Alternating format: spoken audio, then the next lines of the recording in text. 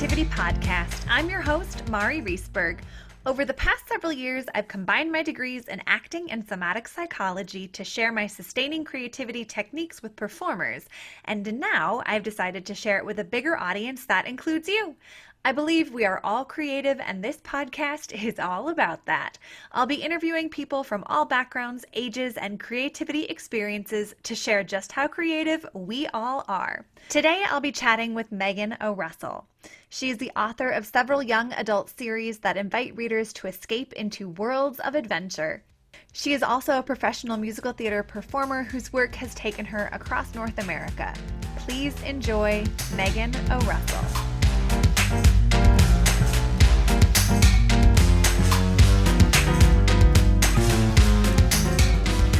So welcome to the Sustaining Creativity Podcast. I am here today with Megan O'Russell. She is a YA author, young adult, I guess I should specify, young adult author and actor, here chatting with us today. And I'm super excited to have you because you have quite the epic stories to share. And I'm really excited for you to be here. So welcome. Well, thank you so much for having me on the show. Yay.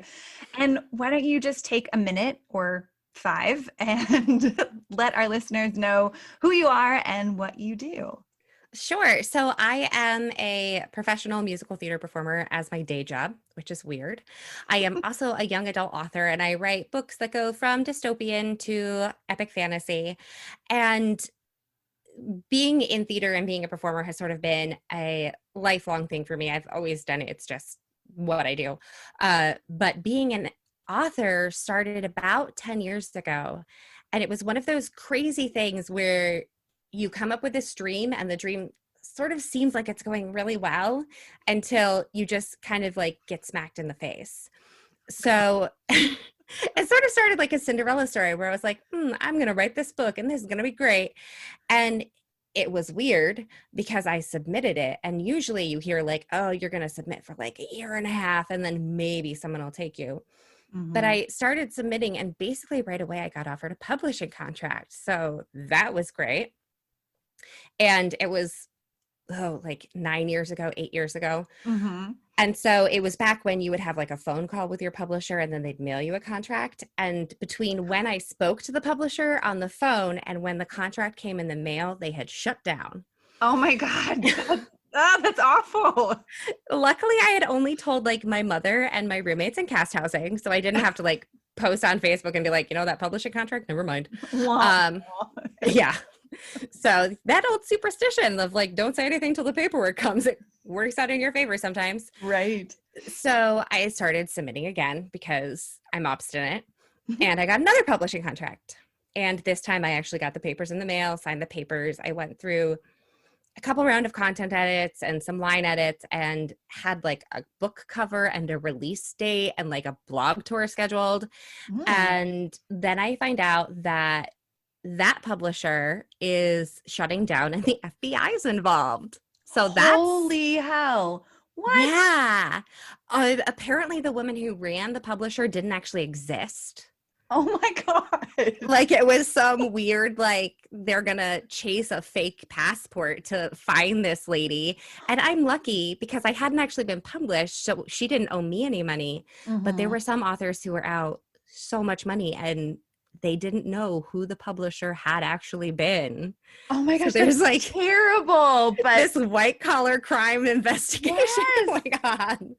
So that was fun. You seem and I had a pretty positive attitude now, maybe not so much in the moment. Well, I just sort of like sat on the couch and I was just like everything, my whole body just felt empty. And I was like, well, this is a weird experience. I can't feel my hands right now. And luckily I had been placed in sort of like a book release group with other people in my genre where we were all going to like get together and support each other because our books were all coming out at about the same time.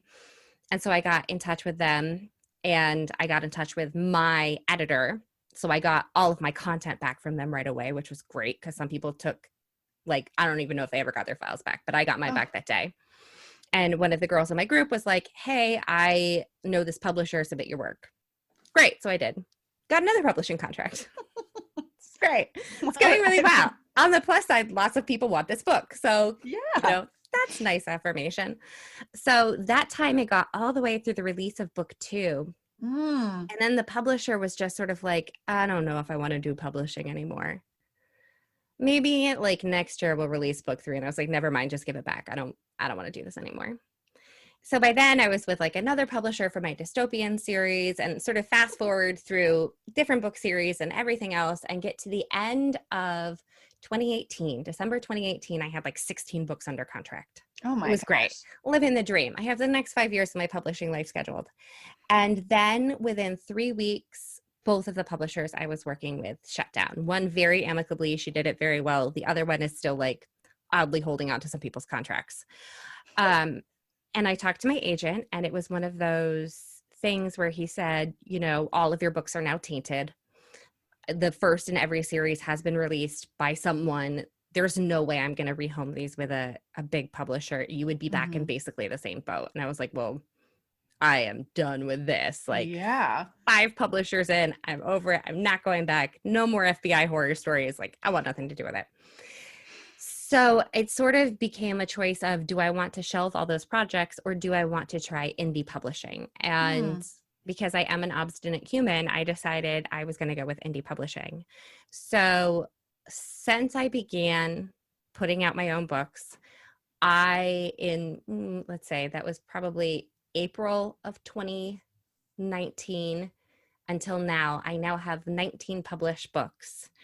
And I have more on the way. Thank you. And I'm still working with my agent, submitting to larger publishing houses, but it's a matter of getting out all of those things that I had started with all of these people and all of these worlds that I had built with all of the support, and just making the choice to stop letting these small presses dictate my future.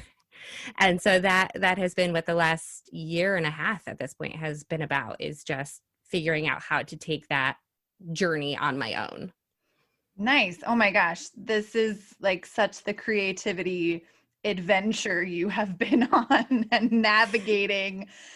And it sounds like you have come out kind of the other side in such a bigger and brighter way. It has been. I mean, there's some things that are definitely so much harder when you're doing it on your own. I'm very lucky. I have a very supportive husband, which I would be doomed, because I don't know how to like work my newsletter programming. I don't know how to update my website. I write stories. I don't know what this is. So he does all of that for me, which is great. He's also my frontline editor, so that he makes sure when anyone else sees it, I already look smart. So that's awesome.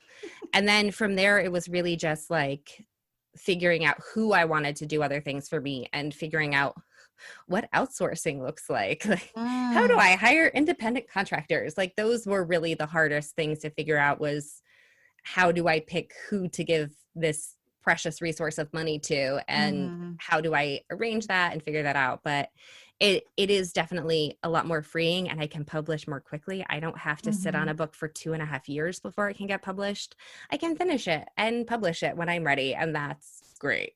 Yeah, I guess I'm so not familiar with the publishing world. So the fact that it can take 2 years to get a book published, and now you have the capacity to do it much faster, that sounds like kind of the best of both worlds. Like, you take charge of it, and it's now on your timeline versus someone else's timeline. Yeah. I mean, there are definitely, like, if you're with one of the big major presses, there are the advantages of like those books that are on end caps at Barnes and Noble. They're not there because the store manager liked them. The publishers paid for that space. Oh, all right. So like having a big company to back you and buy you an end cap space, that would be the advantage of working with a large press. But most small presses don't have those sorts of resources anyway.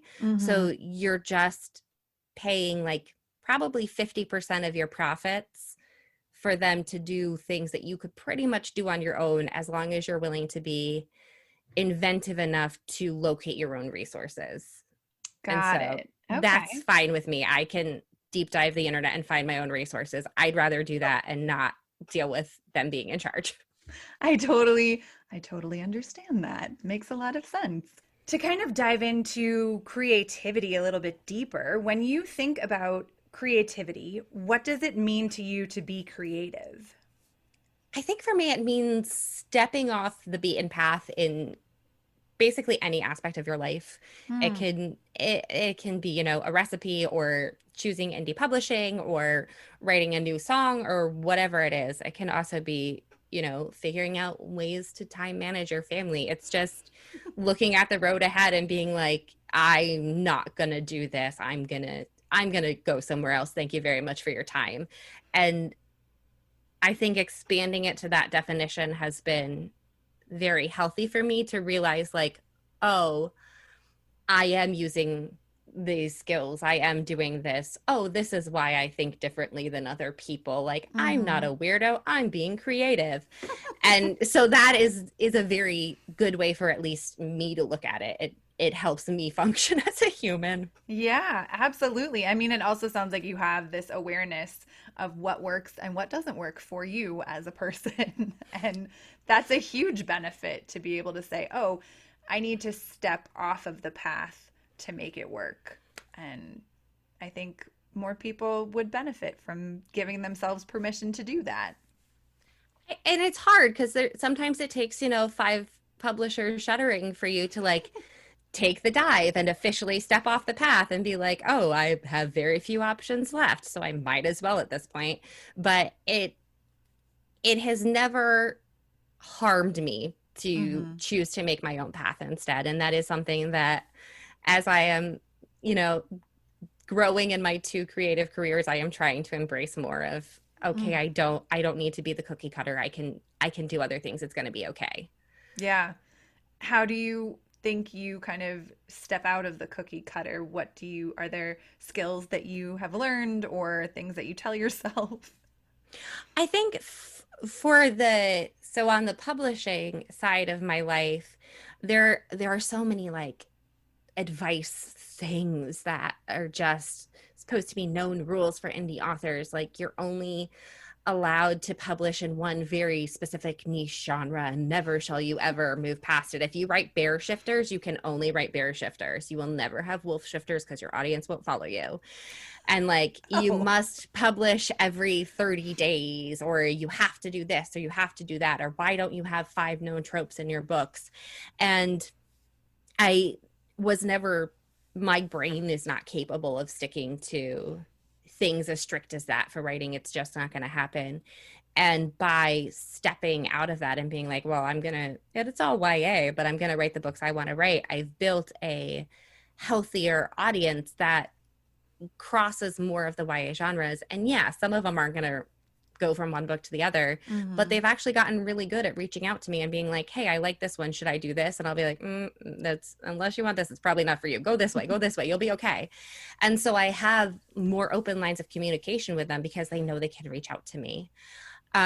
For the acting section of my life and the theater Hmm. portion, I went to college as a dance performance major and I very much was like, no, I'm a dancer.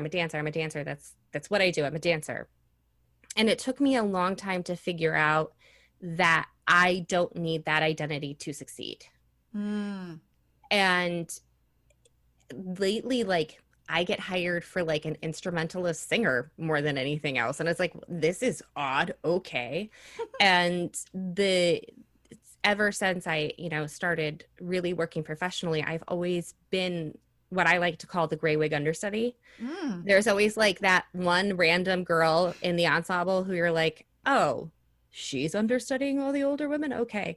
And that's always kind of been my place. And I think because I'm 5'9" and have a chest. So it's always been like, oh, well, you're not going to be the ingenue anyway. You can just go do that.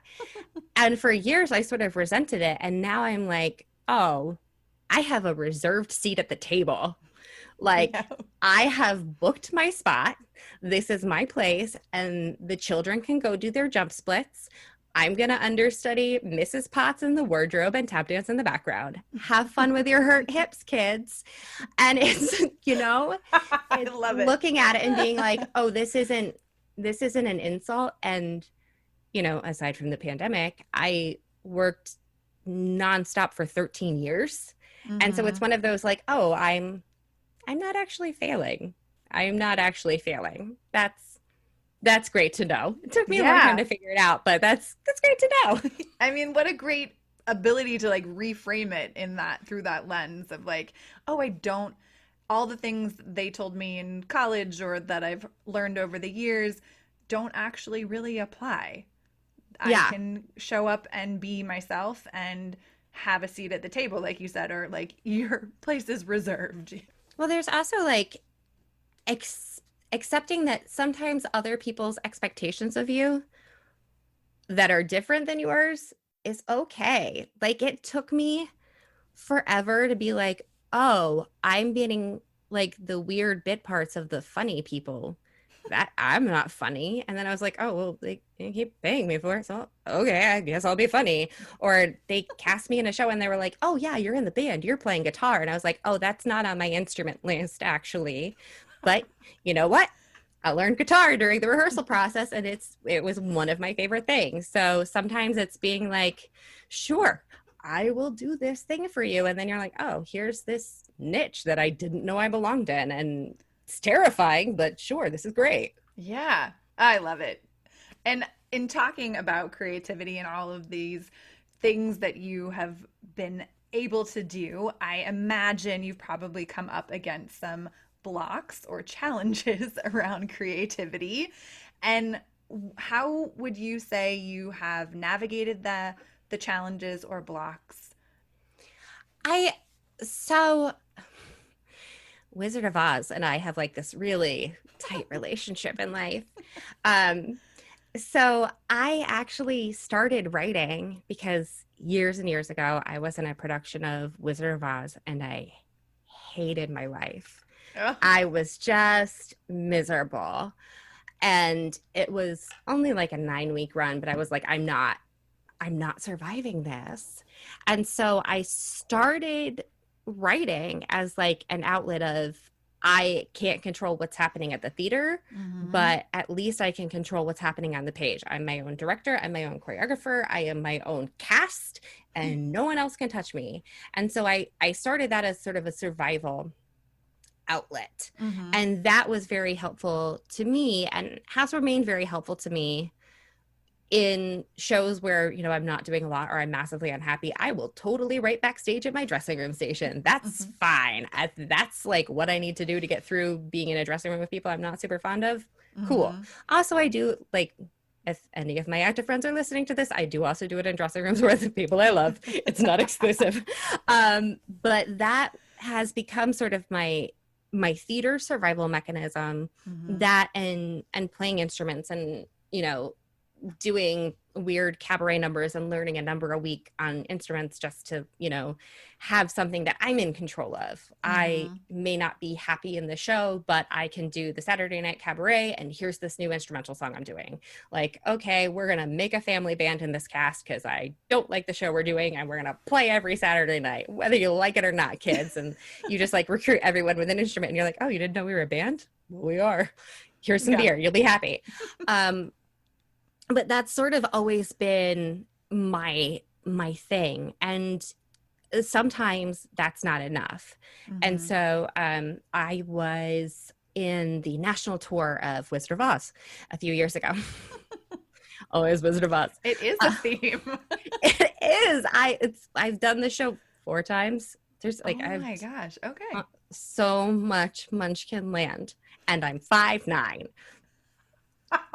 It happens. But in that situation, it was sort of to the point where I really wanted to do the tour. I was not super keen on doing, 9 months of Oz living on a bus, but I Mm-hmm. wanted to like do the bus, but just not with Oz. I wanted to do the Fiddler on the Roof tour again, but there was no Fiddler on the Roof tour. So you take what you can get. And so in that case, it was one of those, I knew the producer very well. And I went to them and I was like, I'm going to need something more. Not like, well, first of all, my own bus seat, but also like, I'm going to need something to challenge me. I'm going to need something so that it's important, not that there's a body on the bus, but that my body is on the bus. Mm-hmm. Because if I'm just going to be trotting around in Munchkinland, there's no point in me going. Mm-hmm. And so we discussed it, and I ended up being the dance captain for that tour, which is a skill set that a lot of people don't have. And so knowing that I had that responsibility, there was something I needed to enter the building for. I had to show up and I had to bring my skill set, was very helpful. And, you know, I did end up being very useful because we had to replace cast members while on the road because it's a tour and it happens. And so that was very good and very healthy for me to know I am not a dancing flower, although there's nothing wrong with being a dancing flower, you know, but when you're 5'9" and 32, you're like, this is a lot. But it was good for me to know that there was more to what I was doing than what people could see. And so that was very healthy to me. And it dance captaining, you know, it looks like graphs and grids and videos, but it is also a very creatively driven thing because if you have lifts that need to go in and the swing is not capable of doing that lift with the dancer you have who needs to lift them, then reorchestrating and re-choreographing and replotting and mixing and matching and figuring out how you're going to do it and deciding, well, you know, fuck it, tonight we have a gay couple in Oz. That's just how it's going to be because I have no one left. And so that was my creative outlet through that process. And I was writing on the bus every day in my own seat. So there was that too, but being the dance captain and having those responsibilities and that creative power was super healthy for me on that tour. Yeah, it also really sounds like you like to be challenged and to have a purpose, and that helps you kind of overcome obstacles in creativity. Especially in theater. Like if there's no point in me showing up at the theater, if there's no reason you need me in particular to be there, I have a tendency to just not want to. If it's like, oh, I'm doing this thing that I learned how to do and I'm very capable of, and if I don't show up, there would be a difference to the production, then I want to be there. If it's like, no one would even notice if I didn't come to work, then it's like, why am I putting on fake eyelashes right now? Like, come on. Why am I putting this on my face?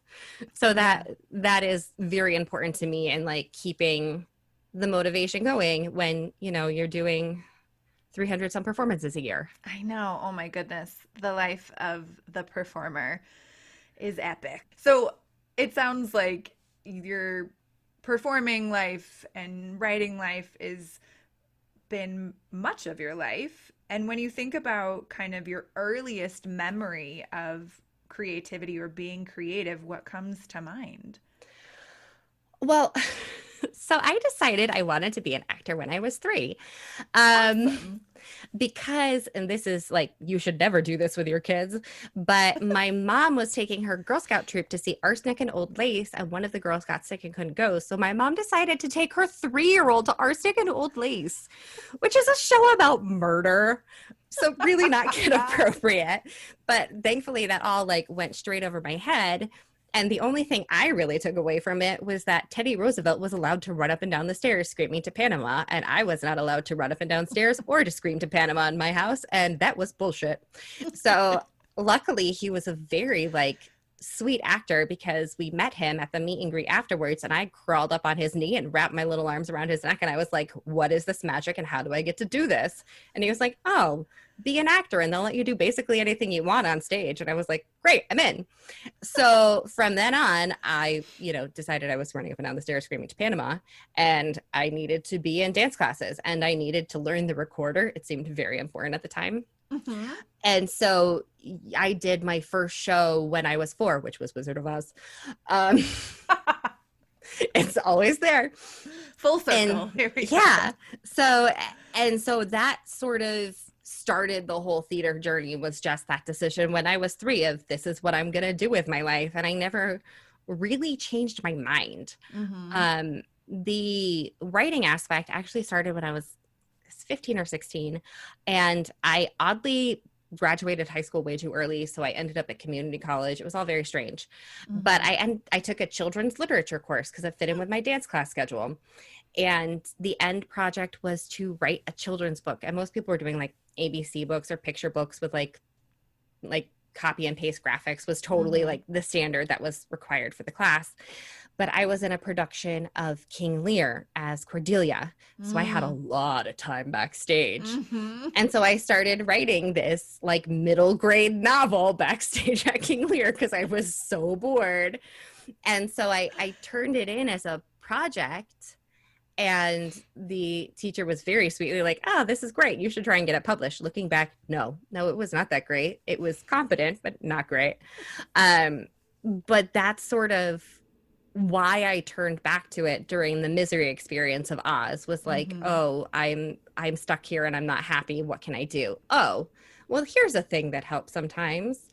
And so it sort of has always gone a little bit hand in hand for me, but that might also just be because I've spent my whole life in theater, so everything goes hand in hand with that for me. Right. You can add whatever to it. I love it. I also got like stupid lucky. Like I met my husband freshman year of college.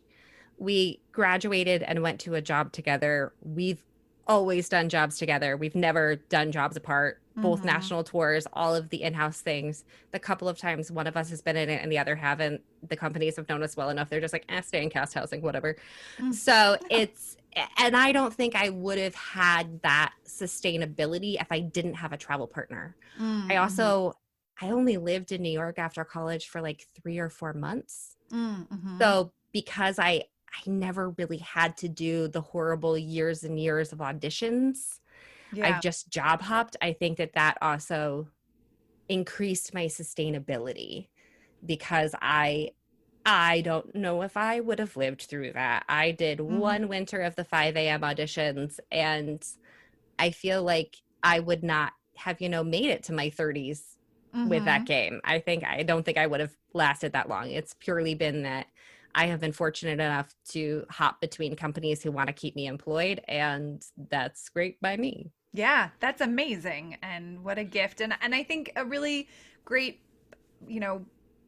perspective to say, like, not all theater happens in New York. Yeah. Well, and I'm not like a big, huge city person. Like that is not my vibe. Like I'm much happier. I worked in Denali, Alaska for 4 seasons performing up there. So like that is way more like woods and bears and mooses, more me than Times Square. So I was very fortunate to find a performing life that embraces that. Yeah, that's awesome. Well, you seem like an individual who is inspired by a lot of things, or even just your own imagination, I'm guessing quite a bit. But what would you say, are there people or what inspires you right now?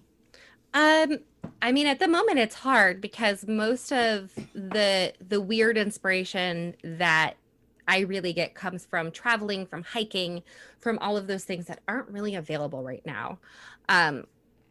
Which is hard because, usually if I'm dealing with any kind of writer's block, it's like, well, let's go to the nearest mountain and climb some things. And, when you don't want to think about your legs anymore, you'll start thinking about books instead to distract yourself.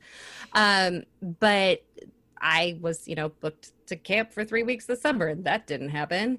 And so that's been hard because it is being outside and being in nature or being in new cities, Europe, Thailand, Greece, whatever, finding those weird little things that trigger your brain to think a different way has always been huge for me. And when that's not available, words do come more slowly. It is harder and slower to write a book when I don't have those assets available to me. When those things aren't around, I torture my husband. And I'm just like, guess what we're doing for the next 4 hours? Want to talk about plot points? And he's like, sure, that's great. And amazing. And he's great. And he we basically just like ping pong ideas back and forth. And then I'll be like, great, that's perfect. And then, I show up with a manuscript 3 months later and he's like, I thought you said you got an idea from our conversation. I'm like, no, it's in there. It's that part. Don't you see it? And he's like, that's not what we talked about at all. Like, well, it worked in my head. That's how it landed for me, and now it's here. Yeah. He's like, wait, that was supposed to be sci-fi. Well, it's fantasy now. But there's a specific trail in Alaska that like 3 different book series came out of during our time there. So I love outside. When outside is not available, then, marital, not abuse, utilizing my marriage to my artistic abilities. Because he can't run away. Brainstorming, yes. He's stuck with me. He can't get annoyed. He's just going to have to deal with it. Nice. And I hear that you have quite a big community, a theater community, and kind of you were talking a little bit about the writers community. How would you say your community impacts or influences your creativity?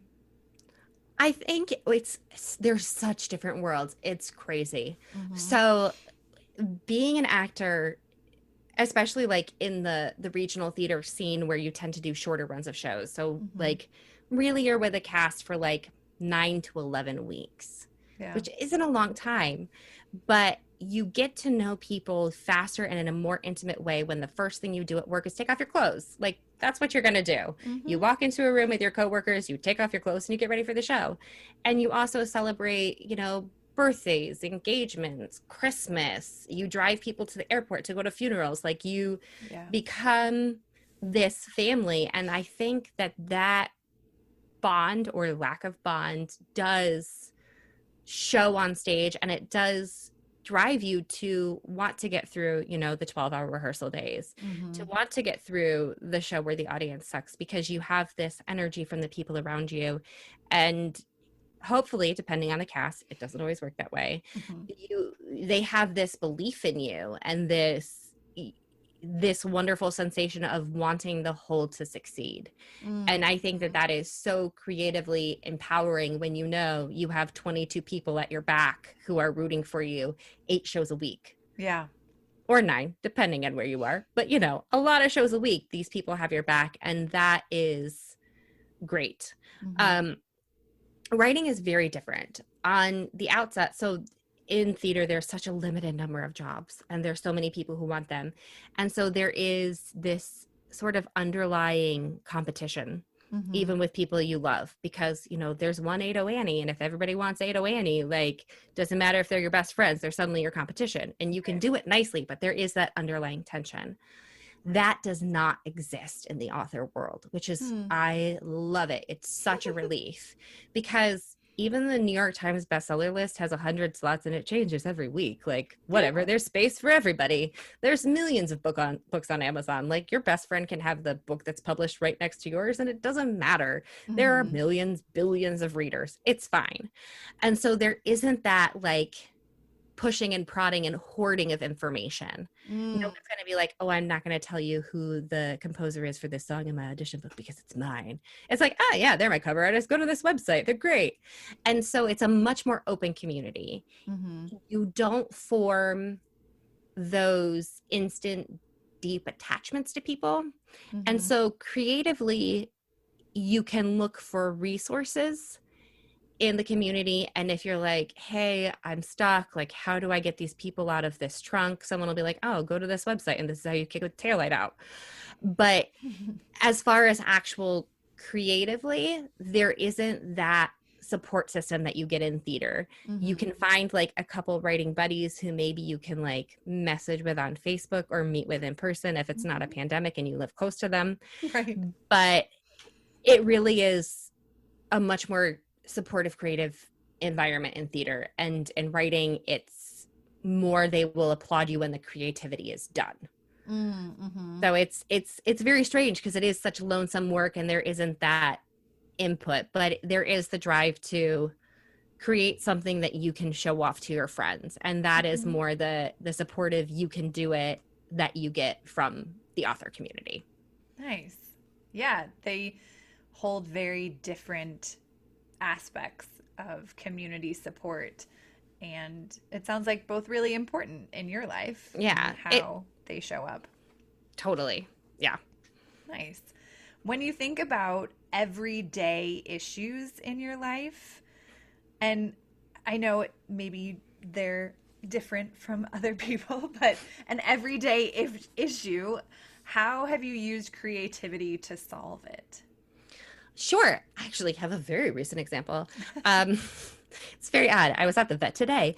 So I adopted a pandemic kitten because it was getting real rough over here. Yeah. I actually ended up with 2 pandemic kittens. So I have these cats, and one of the kittens got very, very ill with a deadly disease that vets say you can't cure. Oh my gosh. Yeah, but I'm an author, and I will not believe you because I can deep dive research anything. Like, no, no, no. Like, I don't believe you. And so I, went on a deep dive where it was just, researching and researching until someone said that there's a way to survive this. And then researching and researching. And, about 12 hours down the Google hole, I found a place that sells medicine that will help this kitten. So I go to the vet today, and the vet is like, "What, you did what? You learned how to give injections to your cat from YouTube?" And I'm like, "Yeah, I'm an author. Like, you go on YouTube for everything. Googling weird things doesn't scare me." And so it was one of those, until I was standing in front of the vet with her just like blinking at me. And she's a vet who like diagnoses this in a lot of cats that have sadly been doomed, that she was like, "Wait, where? What? How did you find this?" And I was like, "Oh, I pulled a total author on this. Like, I went to some corners of the interwebs that normal people don't find, because I was like, no, the kitten's not going to die. I don't accept this." And so that is one of the creative skills that I have learned through, getting rid of 5 publishers and researching odd things for books, of like, there is a way to succeed at 99% of things in life. It may not be the path you're on, and it may not be the path people point you towards, but there are other answers out there. And that is, my kitten's very grateful, but it is one of the skills that I learned through all of this, is like, how am I going to get this character out of this deadly situation, and then creating their adventure out. And that is something that, you do, whether you're stranded in Thailand with no boat to get where you need to go, or your kitten's sick of, okay, well, this isn't what the guidebook says, but we'll make it work. And that is a skill that I have learned through my artistic careers. That's amazing. And like, what a gift to be that persistent, to say, no, I'm not taking what you said to be reality, and I'm going to figure out how to create a different one that works for me. Yeah, like figuring out how to order syringes from random, like, equine distributors. I don't know. That's amazing. And now hopefully this kitten will have another opportunity at life. Yeah, he's, looking great. He's got some bald patches on his back legs because when I inject him with the medicine, he chews on himself. But other than that, he's doing a great job. That's amazing. Yeah, and I gave the vet all the websites I found, and she was like, "I'm going to look at this." And I was like, yeah, good. So hopefully I've helped other cats down the road, because she'll now have this resource to pass on to other people who, are too timid to go into those parts of the internet. Right. Oh my gosh, that's amazing. And I love it. And what a great example of using creativity to solve an everyday issue. Weird, but it worked for me. It worked. Yeah, why not? I mean, if it works, it works. Yeah. Doesn't have to be perfect, but it needs to just be what it is. Yeah, you gotta figure out how to like continue the adventure in the novel of your life. Like, okay, well, what's the next step here? How do I get out of this chapter? We got to keep moving. And so that's when you have to sort of push a few buttons to make sure it happens. Yeah, makes a lot of sense. Well, just to wrap us up, I have one more question for you, and I'm really curious what you feel your secret to creativity is. Oh, that's hard. I feel like I have 2 different answers. In theater, the creativity is accepting the absurd and not being afraid, and figuring out how to make yourself be and feel important to the situation, because then you are investing your heart and your time, and it pushes you forward to grow as you are needed to grow into new roles. And that drives the creativity forward of pushing your career and your art in that direction. For writing, it is more of a definitely fearless, definitely not, this is the box I should live in and never shall I leave. But for me, it is accepting that everything is unique and completely done at the same time. That not every sentence you write has to be perfect, just like not every day of your life is going to be perfect. I have a friend who was a headshot photographer. And he'd take pictures, and of course, you're looking back through the pictures, and you're like, this isn't right, this isn't right. And he'd just pat you on the shoulder and be like, we'll fix it in post, honey. And that's sort of the lesson you have to learn with writing is you can fix it in post. Not every sentence is going to be perfect. Not every chapter is going to stay in the final book. And so many people get caught with blank page syndrome, where they just stare at it and they're like, I can't, it's not going to be right. And just fill the page. Just take the next step forward. Is it the perfect step? Maybe not. Are you going to have to take 2 steps back? Possibly. But you have to keep moving forward. You have to get the words on the page. You have to take the steps. You have to make the decision, because until you do something, nothing can happen. And that is terrifying. And one of the most wonderful things about writing is you got to keep pushing, or you're never going to have a first draft. Mm-hmm. I love that you have to do something or nothing can happen.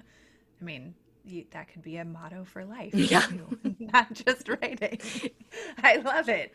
So, oh my goodness. Well, thank you so much for sharing all of these awesome tips and your stories, which are completely nuts.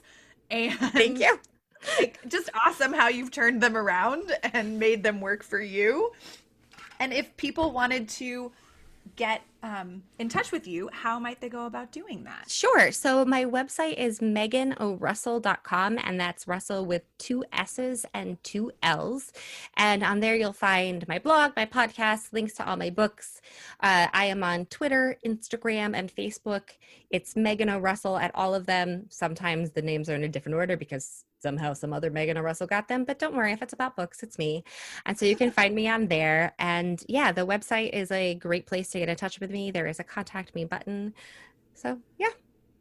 Perfect. Well, thank you so much for taking the time to chat with me today. It has been a pure pleasure.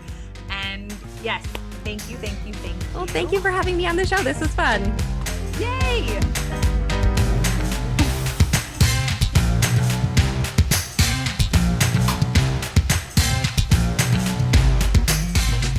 Thanks for listening to the Sustaining Creativity Podcast. We'd love to keep in touch, so like us on Facebook and Instagram. We are Sustaining Creativity. Make sure to subscribe to the podcast wherever you listen to podcasts. Tag your friends and your family so they can listen too. We love to hear from you, so leave your comments, reviews, and questions. Tune in Tuesdays for a new episode. And remember, with creativity, anything's possible.